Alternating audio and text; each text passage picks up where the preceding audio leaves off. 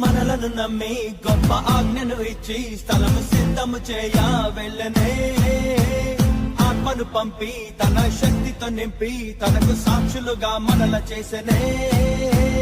పురుమల్లే ప్రకటించేసే ప్రభుని మహిమేటో చూపించేసే. వెలుగల్లే వ్యాపించే. క్రీస్తునందు ప్రియమైనటువంటి దేవుని బిడ్డారా, మన ప్రభువును రక్షకుడైనటువంటి యేసు క్రీస్తు నామములో మీకు అందరికీ ఈ పునరుద్ధానపు దినపు వందనాలు, శుభాకాంక్షలు తెలియజేస్తూ ఉన్నాము. దేవుడి మిమ్మల్ని దీవించుగాక. ఆమేన్. ఈనాటి మన ధ్యానాంశము, మీరు అడుగుపెట్టు ప్రతి స్థలమును మీకు ఇచ్చుచున్నాను. మన వాక్యము యెహోషువ గ్రంథము 1వ అధ్యాయము 3వ వచనము. నేను మోషేతో చెప్పినట్లు మీరు అడుగుపెట్టు ప్రతి స్థలమును మీకు ఇచ్చుచున్నాను. దేవుడు తన పరిశుద్ధ వాక్యము దీవించుగాక. ఆమేన్. చిన్న ప్రార్థన చేసుకున్నాం. మమ్మల్ని మిక్కిలిగా ప్రేమించిన మా ప్రియ పరలోకపు తండ్రి, మీకు వందనములు, కృతజ్ఞతాస్తుతి, స్తోత్రం తండ్రి. ప్రత్యేకంగా ఈ యొక్క పరిశుద్ధ దినములో ఆయా ఈ వాక్యాన్ని మేము ధ్యానిస్తున్నాం. ఆయా వాక్యము ప్రకటిస్తుండగా వినగలిగే చెవిని గ్రహించుకునే మనసు బిడ్డలకు దయచేయండి. ఆయా బోధిస్తున్న నాకు కావలసిన మంచి ఆత్మీయ బలము, శరీర బలము దయచేయమని, నీ నోటికి బోరగా వాడుకొని నీ నామ మహిమార్థం వాడుకోమని యేసు క్రీస్తు యొక్క శక్తి కలిగిన నామములో ప్రార్థించి వేడుకొంచున్నాం తండ్రి. ఆమేన్. పిల్లరా, ఈ వాగ్దానము దేవుడు యెహోషువకు ఇస్తున్నాడు. అయితే అంతకంటే ముందు దేవుడు మోషేకు కూడా ఈ వాగ్దానము ఇచ్చి ఉంటున్నాడు.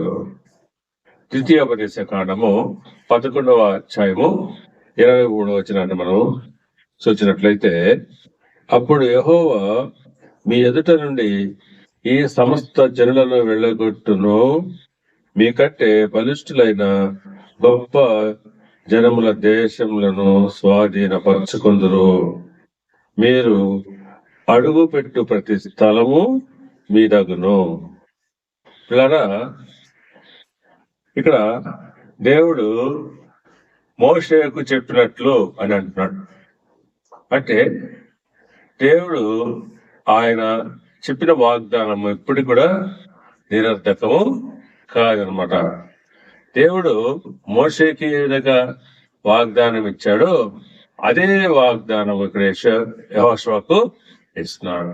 మీరు అడుగు పెట్టు ప్రతి స్థలము మీకు ఇస్తున్నాను అంటాడు. అన్నాడు దేవుడు మోషేతో అన్నాడు. ఎప్పుడైతే ఇశ్రాయేలు పక్షంగా దేవుడు మోషేకు వాగ్దానం చేశాడో అదే వాగ్దానాన్ని ఇప్పుడు ఇశ్రాయేలు ప్రజలకు వారి పక్షాన యెహోషువ కూడా ఈ వాగ్దానం ఇస్తున్నాడు. మీరు అడుగు పెట్టేటువంటి ప్రతి స్థలము కూడా మీకు ఇస్తానని దేవుడు అనాది కాలంగా చెప్పుకోవస్తున్నటువంటి ఆ యొక్క వాగ్దానాన్ని ఆయన యెహోషువ కూడా అదే మాటను చెప్తున్నాడు. ఆ ప్రకారంగానే ఈనాడు మనకు కూడా ఈ వాగ్దానము వర్తిస్తుంది అన్నమాట. ఎందుకంటే దేవుడు మాట తప్పనివాడు, మారనివాడు, నిన్న నేడు నిరంతరము ఏకరీతిగా ఉండేటువంటి దేవుడు. ఆయన చెప్పి చేయకుండా ఉండడు. ఆయన ఇచ్చిన వాగ్దానాన్ని ఆయన సంపూర్ణంగా నెరవేరుస్తాడు. ఈనాడు దేవుడు నీ పక్షంగా, నా పక్షంగా, మనందరి పక్షంగా ఈ నూతన సంవత్సరంలో దేవుడు మనకు నూతన సంవత్సరం ఆరంభంలో మనము చేసేటువంటి ప్రయత్నాల్లో, మనం చేసేటువంటి పనుల్లో, వీటన్నిటిలో దేవుడు మనకు తోడుగా ఉండి వాళ్ళను ముందుకు తీసుకుపోతానని ఆయన వాగ్దాన పూర్వకంగా ఈ మాట అంటున్నాడు. మీరు అడుగుపెట్టు ప్రతి స్థలము మీరు దేవుడు మీకు ఇచ్చినాను, నేను మీకు ఇస్తాను, మీ దగును అంటున్నాడు. అవును, మనం ఏమైతే ఈ సంవత్సరం ఆరంభిస్తూ పోతున్నామో, ఎక్కడైతే నీ పాదం మోపబోతున్నావో అట్టి స్థలంలో దేవుడు నిన్ను వర్ధలు చేయబోతున్నాడు, నీ ప్రయత్నాల్లో నిన్ను సఫలీకృతుడిని చేయబోతున్నాడని దీని అర్థమని మనం భావించుకోవాలని మీకు తెలియజేస్తున్నాను. అయితే పిల్లల, ఇక్కడ మనం గమనించుకోవాల్సినటువంటి ఒక విషయం ఉంది. ఇది కండిషనల్ వాగ్దానం, అనగా ఒక షరతులతో కూడుకున్న వాగ్దానం అని గమనించండి. దేవుడు మనకు చాలా వాగ్దానాలు ఇవ్వబడిన బైబిల్లో. కొన్ని వాగ్దానాలు కొన్ని షరతులతో కూడిన వాగ్దానాలు అయి ఉంటే, మరి కొన్ని వాగ్దానాలు ఎటువంటి షరతులు లేకుండా ఆయన అపారమైనటువంటి ప్రేమను బట్టి ఇచ్చే వాగ్దానాలు ఉంటున్నాయి. అయితే మనం తప్పకుండా దేవుడు ఆయన కొన్ని షరతులు పెట్టినప్పుడు ఆ షరతులు మనం తప్పకుండా వాటిని మనం నెరవేర్చినప్పుడే ఆ వాగ్దానం మనం సొంతం చేసుకోవాలని మీకు తెలియజేస్తున్నాను. గమనించండి, ఈ వాగ్దానానికి దేవుడు ఒక షరతు కూడా పెట్టి ఉన్నాడు.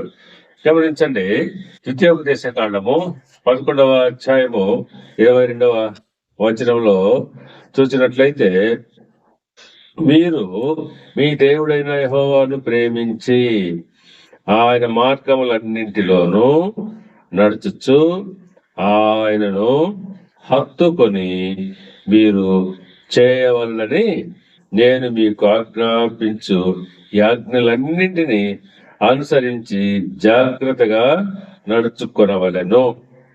చూడండి, ఈ వాగ్దానానికి ముందు ఆయన ఇచ్చినట్టు కండిషన్ ఏంటో ఇక్కడ స్పష్టంగా రాయబడి ఉంటుంది. మీ దేవుడిని యెహోవాను ప్రేమించాలి. First condition. మనము దేవుని ప్రేమించే వారంగా ఉండాలి. ఈ లోకంలో మనము అనేకమైన వాటిని ప్రేమిస్తున్నాం, కానీ నిజంగా మనము దేవుణ్ణి ప్రేమించేవారు చాలా తక్కువైపోతున్నారు. ఎందుకంటే దేవుడే మనల్ని ప్రేమించాలని మనం కోరుకుంటాము, కానీ మనము దేవుని ప్రేమించాలనేటువంటి విషయాన్ని మనం మర్చిపోతుంటాం. దేవుడు మనల్ని ప్రేమించాలని, ఆయన మనకు అనేకం అనుగ్రహించాలని మనం ఆశపడుతుంటాము. కానీ మనమైతే మనం చేయాల్సినటువంటి పని ఏంది? నువ్వు దేవుడిని ప్రేమించాలి. మీరు నా వైపు తిరిగితే నేను మీ వైపు తిరుగుతాను ప్రభు. కానీ మనమైతే ఆయన్ని ప్రేమించకుండా మేము ఉంటున్నాం. ఇక్కడ చెప్పే కండిషన్ ఏంటి? దేవుణ్ణి, నీ దేవుడిని యెహోవాను ప్రేమించి ఆయన మార్గములన్నింటిలోనూ నడుచుకొని ఆయన మార్గాలన్నింటిలో నడుచుకోవాలి. ఖచ్చితంగా దేవుడు ఈ మాట మోషేతో చెప్తున్నప్పుడు ఆయన మార్గాలన్నింటిలో నడుచుకోవాలా. ఇదే మాటను, సేమ్ మాట ఇక్కడ యెహోషువ కూడా చెప్పాడు. దేవుడు ఆ వాగ్దానం ఇచ్చే ముందుగా ఆయన ఒక మాట అన్నాడు. ఇక్కడ నీవు 8వ వచనం, మొదటి అధ్యాయం, యెహోషువ గ్రంథం మొదటి అధ్యాయంలో చక్కటి మాట వ్రాయబడింది. ఈ ధర్మశాస్త్ర గ్రంథంను నీవు బోధింపక తప్పిపోకూడదు.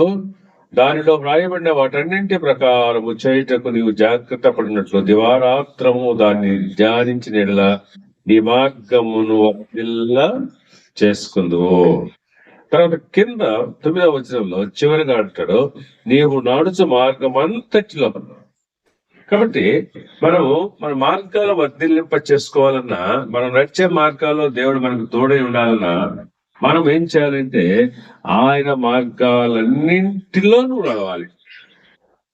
ఆయన మార్గంలో నువ్వు నడవకుండా మనము ఏ కార్యక్రమం కానీ లేకపోతే ఏది మనం దేవుని యొక్క ఆశీర్వాదం పొందుకోలేము. ఇక్కడ రెండవ మాట ఆయన మార్గంలో నడుచుకోవాలి. తర్వాత మూడవది హత్తుకొని అన్నమాట. హత్తుకోవడం. ఈ 3 కండిషన్లు ఇక్కడ చెప్పాడు. ఒకటి, దేవుని ప్రేమించాలి. రెండవది, ఆయన మార్గాల్లో నడవాలి. మూడవది, ఆయనను హత్తుకోవాలి. ఈ 3 నువ్వు చేయగలిగినప్పుడు తప్పకుండా ఆయన మీరు అడుగు పెట్టు ప్రతి స్థలమును మీకు ఇస్తాడు. ఇది దేవుడు మనకి చెప్పిన వాగ్దానం. ఈ సంవత్సరం ఆనాడు మోషతో అన్నాడు, యెహోషువతో అన్నాడు, ఈనాడు ఇప్పుడు మనతో కూడా దేవుడు చేసే వాగ్దానం ఇదే, మీరు అడుగు పెట్టు ప్రతి స్థలం మీకు ఇస్తాను అంటాడు, మీకు ఇస్తున్నాను అంటున్నాడు. అయితే నువ్వు చేయాల్సింది ఏంటంటే నువ్వు నీ దేవుడు యెహోవాను ప్రేమించాలి, ఆయన మార్గాల్లో నడుచుకోవాలి, అలాగే నువ్వు ఆయన్ని హత్తుకొని జీవించాలి అని నేను మీకు తెలియజేస్తూ ఉన్నాను. ఇక మనము ఈ వాగ్దానాన్ని గురించి ధ్యానిస్తాము. ఈ వాగ్దానం ఒకే సెంటెన్స్ లో ఉంది, మీరు అడుగు పెట్టు ప్రతి స్థలమును మీకు ఇచ్చుచున్నాను అని అంటాడు. దీన్ని మనం 2 భాగాలుగా చేసుకొని ధ్యానిస్తాం. మీరు అడుగుబెట్టు ప్రతి స్థలమును ఒక భాగంగా చెప్పుకున్నాం. రెండవది మీకు ఇచ్చుచున్నాను అనే మాటను మనం విడదీసి ధ్యానిస్తాం. మొదటిగా మీరు అడుగుపెట్టు ప్రతి స్థలమును అనే మాటకి భావము ఇది విశ్వాసాన్ని సూచిస్తుంది. విశ్వాస సూచికగా ఈ మాట చెప్పబడి ఉంది. గమనించండి ప్రియులారా, దీన్ని మనం ఇక్కడ విశ్వాసముతో మీరు అడుగు పెట్టు ప్రతి స్థలమును అనే మాట మనం యాడ్ చేసుకొని చదువుకోవాలి. అంటే విశ్వాసంతో మీరు అడుగు పెట్టేటువంటి ప్రతి స్థలం మీ దగ్గర అని మనం అర్థం చేసుకోవాలి. విశ్వాసం లేకుండా మనం ఏది చేసినప్పటికీ అది మనం సఫలీకృతం కాలేము. దాంట్లో ఏదైనా ఒక ప్రయత్నం చేసినా, ఒక పని చేసినా, ఒక ప్రారంభం చేసినా మొదటిగా నీకు ఉండాల్సింది ఏంటంటే విశ్వాసం. ఫస్ట్ స్టెప్ వేసే ప్రతి అడుగు విశ్వాస సహితంగా ఉండాలా. అవిశ్వాసం ఇది జరుగుతుందో జరగదో, అవుతుందో కాదో అంటూ ఆరంభంలోనే నువ్వు అవిశ్వాసపు అడుగును వేసినట్లయితే అది ముందుకు సాగదు ఎంత మాత్రం కూడా. ఖచ్చితంగా మనము ఏదైనా సరే అది ఎటువంటి పరిస్థితిలో ఉన్నప్పటికీ దేవుడు దాన్ని చేయగలిగిన సమర్థత కలిగిన దేవుడు నీ దేవుడు. ఆ విశ్వాసం నీవు దేవుని పైన ఉంచాలి. నువ్వు దేవుని నమ్ముకున్నావు, దేవుని యొద్దకు వచ్చేవారు ఆయన ఉన్నాడనియో, ఆయన నమ్మువారికి సమస్తము చేయగలదని, ఫలము దయచేయగలని నువ్వు నమ్మాలి. నువ్వు నమ్మకుండా నువ్వు అవిశ్వాసంగా ఉంటూ దేవుని దగ్గరికి వచ్చినప్పుడు ఏ పని చేసినప్పటికి కూడా అది నెరవేర్చబడదు. ఇక్కడ నువ్వు ఏదైనా ఒకటి నీ మనసులో తలంచుకొని ప్రారంభం నువ్వు చేసేటప్పుడు మీరు అడుగు పెట్టే ప్రతి స్థలము అంటే నువ్వు వేసేటువంటి స్థలం, మీరు అడుగు పెట్టే ప్రతి స్థలం అంటే ఇది అలంకార రూపంగా చెప్పబడింది. దాన్ని మనము వివరించుకుంటే మీరు చేసే ప్రతి ప్రయత్నం అని అర్థం. మీరు వేసే ప్రతి స్టెప్, ఏదైతే నువ్వు తీసుకునే ప్రతి నిర్ణయం అని అర్థం చేసుకోవాలి. ఇది విశ్వాస సహితంగా ఉండాలి. యెహోషువకు దేవుడు అదే చెప్పాడు, విశ్వాసంతో అడుగు వేయాలి అని.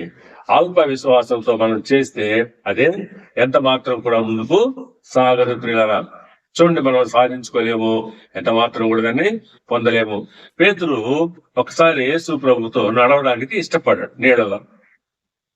కానీ అతను మొదట నడిచినాడు. తరువాత అవిశ్వాసం వలన నీళ్లలో మునిగిపోసాగాడు. కారణం ఏంటి? అతని విశ్వాసం అతనిని నీళ్లలో నడిపించింది, అతని అవిశ్వాసము అడుగు అతని నీళ్లలో ముంచేసింది. చూడండి పిల్లరా, మన మత్తయి సువార్త 14 సువార్తల్లో ఇది మనం గమనించవచ్చు.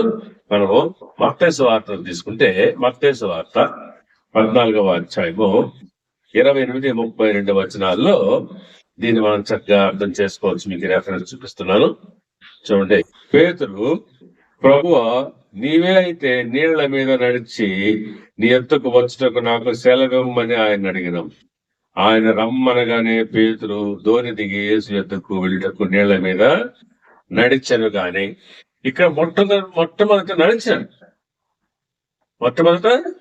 నడిచాడు, ఆయన ఎంతకు వెళ్ళాడు. కానీ ఇక్కడ గాలిని చూచి భయపడి మునిగిపోసాగేను అని రాయబడింది. అంటే గాలి అనగా అవిశ్వాసము, లోకాన్ని చూచాడు, భయం చేత అతడు నీట మునిగిపోసాగాడు. ప్రభువా నన్ను రక్షించమని కేకలు వేయడం జరిగింది. చూడండి కదా, ఇంకొక సువార్తలు రాయబడిందంటే అతని విశ్వాసం అతన్ని నడిపించింది, అతని అల్ప విశ్వాసం అతని నీట ముంచింది అని చెప్పబడింది. ప్రభు క్లియర్ గా మాట చెప్పాడు. కాబట్టి పిల్లరా, మనం విశ్వాసంతో ఏదైనా ఒక పని చేసేటప్పుడు తప్పకుండా ఆ పని సక్సెస్ అవుతుంది. పేతురులో కూడా ఎప్పుడైతే ఆ విశ్వాసం, అంత విశ్వాసం అతని హృదయంలోకి, మనసులోకి వచ్చిందో లేదో, ఆటోమేటిక్ గా అంతవరకు సవ్యంగా నడుస్తున్నటువంటి ఆ వ్యక్తి నీట మునిగిపోసాగాడు. చూడండి, ఆశ్చర్యము. కాబట్టి ఏదైనా సరే మనం సాధించుకోవాలంటే విశ్వాసంతోనే ముందుకు సాగగలమని ఈ మాటలో అర్థాన్ని మనం గమనించుకోవాలి. అదే యెహోషువకు ఆయన చెప్పాడు, మీరు వేసేటువంటి ప్రతి అడుగు, మీరు పెట్టు ప్రతి స్థలంలో, మీరు అడుగు పెట్టు ప్రతి స్థలము అనగా దాని అర్థం ఏంటంటే, మీరు చేసే ప్రతి పని, మీరు ఎక్కడైతే చేస్తున్నారు, ఏమైతే చేయబోతున్నారో అదంతా కూడా విశ్వాసంతో చేయాలి, అవిశ్వాసంతో చేయకూడదు అని ఇక్కడ ఆయన దేవుడు యెహోషువతో చెప్పినట్టుగా మనం అర్థం చేసుకోవాలి. రెండవ భాగంగా మనం తీసుకుంటే, మీకిచ్చుచున్నాను అంటాడు. అంటే మీరు అడుగు పెట్టు ప్రతి స్థలము మీకిచ్చుచున్నాను. మీకిచ్చుచున్నాను అంటే అర్థం ఏంటి? దేవుడు వాగ్దానం చేసినవే కాదు, కానీ మనకు ఆల్రెడీ దాన్ని ఫుల్ఫిల్ చేశాడు, ఇచ్చేశాడు. ఆయన ఇస్తాను, చేస్తాను అని ఏమి చెప్పలేక, ఇక్కడ చెప్పిన వాగ్దానం ఏంటి? మీరు అడుగు పెట్టు ప్రతి స్థలము మీకు ఇచ్చుచున్నాను అనగా మరి మనకి దేవుడు అనుగ్రహించబోతున్నాడు, ఆయన అనుగ్రహించి ఉన్నాడు. చూడండి, మనం ఆ యొక్క ద్వితీయోపదేశ కాండంలో చెప్పిన దాన్ని ఇక్కడ రిపీటెడ్ గా మనం చెప్పి, ద్వితీయోపదేశ కాండం మళ్ళీ మనం ఒకసారి చూస్తే, ద్వితీయోపదేశ కాండము 11వ అధ్యాయము 23వ వచనంలో ఎంత చక్కగా స్పష్టంగా చెప్పాడు. చూడండి, మీరు అడుగు పెట్టు ప్రతి స్థలము మీ దగును అంటాడు. మీరు అడుగు పెట్టు ప్రతి స్థలము మీ దగునంటే అర్థం ఏంటి? మీదే, మీకు ఇచ్చేశాడు. దేవుడు అనాదిగా అన్నాడు, ఆదాము హవ్వలను ఏదైనా వనంలో ఆయన సృష్టించినప్పుడు మీరు ఫలించి అభివృద్ధి పొంది భూమిని నిండించుడి అనగా ఆయన అక్కడే బ్లెస్ చేసేసాడు. అయితే ఆ ఆశీర్వాదాన్ని వారు పొందలేకపోయినారు. వారు దేవుని పట్ల ఉన్న విశ్వాసాన్ని, ఆ నమ్మకత్వాన్ని, ఆ విధేయతను వారు అక్కడ చూపించలేకపోయినారు. దేవుడిచ్చిన వాగ్దానానికి వాళ్ళు విధేయులు కాలేకపోయినారు. తద్వారా వాళ్ళు ఫెయిల్యూర్ అయినారు. దేవుడు అక్కడ ఏదైనా వనంలో దేవుడు అనాదిగానే మానవుని దేవుడు ఆశీర్వదించాడు, దీవించాడు. సంపూర్ణమని మీరు ఫలించి అభివృద్ధి పొందండి అన్నాడు. కాబట్టి దేవుడు మనకి ఆశీర్వాదం ఎప్పుడూ ఇచ్చేశాడు. ఈనాడు కొత్తగా మనకు ఈ సంవత్సరం వాగ్దానం ఎన్నో వాగ్దానాలు మనం తీసుకొని ఉంటాం. మనము లేని వాగ్దానాన్ని నమ్మాలి, దానికి విధేయత చూపాలి. ఆ విధేయతతో దాన్ని మనము పొందుకోవాల్సి ఉంటుంది. దేవుడు యెహోషువకు చెప్పింది కూడా ఇదే. యెహోషువ గ్రంథము 1వ అధ్యాయము 4వ వచనంలో అంటున్నాడు, అరణ్యమును ఈ లెబానోను మొదలుకొని మహానది అయిన యూఫ్రటీస్ నది వరకును, ఇట్టిల దేశమంతయు పడమట మహాసముద్రము వరకు మీకు సరిహద్దు. దేవుడు ఇశ్రాయేలులకు ఆయన ఇచ్చినటువంటి ఆ ప్రదేశం అంతా కూడా వారికి చూపిస్తా ఉన్నాడు. ఇది మీకు ఇచ్చి ఉన్నాను, ఇది మీకు సరిహద్దు అని చెప్తున్నాడు.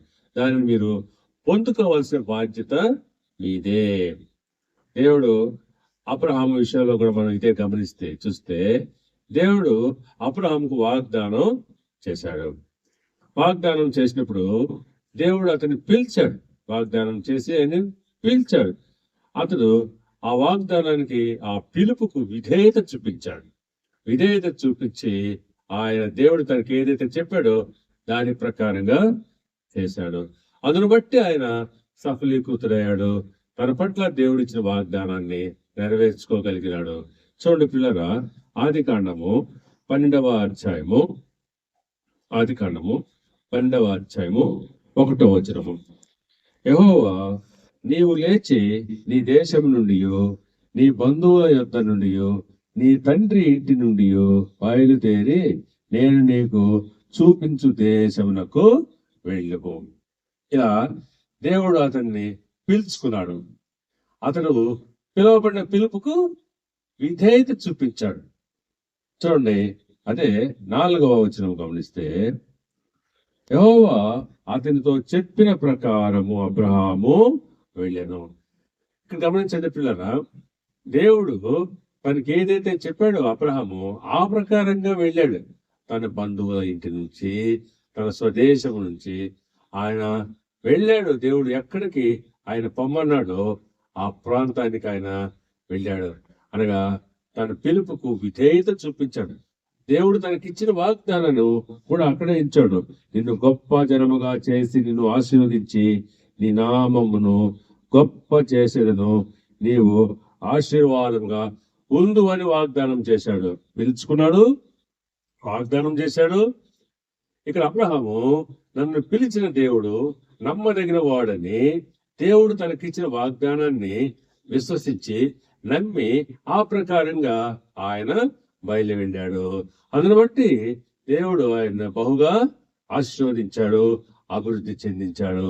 కాబట్టి పిల్లరా, అదే ప్రకారంగా ఈనాడు మనము కూడా దేవుడు మన పట్ల ఇచ్చిన వాగ్దానాలు మనం నెరవేర్చబడాలంటే మొదట మనం తీసుకునేటువంటి ఆ యొక్క నిర్ణయంలో అయితేనేమి, అలాగే ఆ యొక్క దేవుడు ఇచ్చిన వాగ్దానంలో మనం విధేయతతో దాని పట్ల మనం విధేయత చూపించి ఆ యొక్క వాగ్దానాన్ని మనము సొంతం చేసుకోవాలని నేను మీకు తెలియజేస్తున్నాను, ముగిస్తున్నాను. ఈనాడు ఈ యొక్క సందేశం ద్వారా, ఈ యొక్క వాగ్దానం ద్వారా మనం గ్రహించుకునేటువంటి ఆధ్యాత్మిక సత్యం ఏంటంటే, మనము విశ్వాసముతో వేసేటువంటి ప్రతి అడుగు దానిని మనం సొంతం చేసుకోవడానికి విధేయత, మనము విశ్వాసము విధేయత చూపగలిగినప్పుడు మీరు వేసే ప్రతి అడుగులో మీరు విజయాన్ని పొందుకుంటారని నేను మీకు తెలియజేస్తూ ముగిస్తూ ఉన్నాను. దేవుడి వాక్యం దీవించి ఆశీర్వదించి వర్ధిల్ల చేయగాక. ఆమేన్. ఇప్పుడు మన పరమ తండ్రి అయిన దేవుని ప్రేమయు, ఆయన కుమారుడును మన రక్షకుడైన యేసు క్రీస్తు యొక్క కృపయు, పరిశుద్ధాత్మ దేవుని యొక్క అన్యోన్య సహవాసము, సమాధానము, శాంతి ఇప్పుడు ఎల్లప్పుడూ మనందరి మీద ఉండునుగాక. ఆమేన్.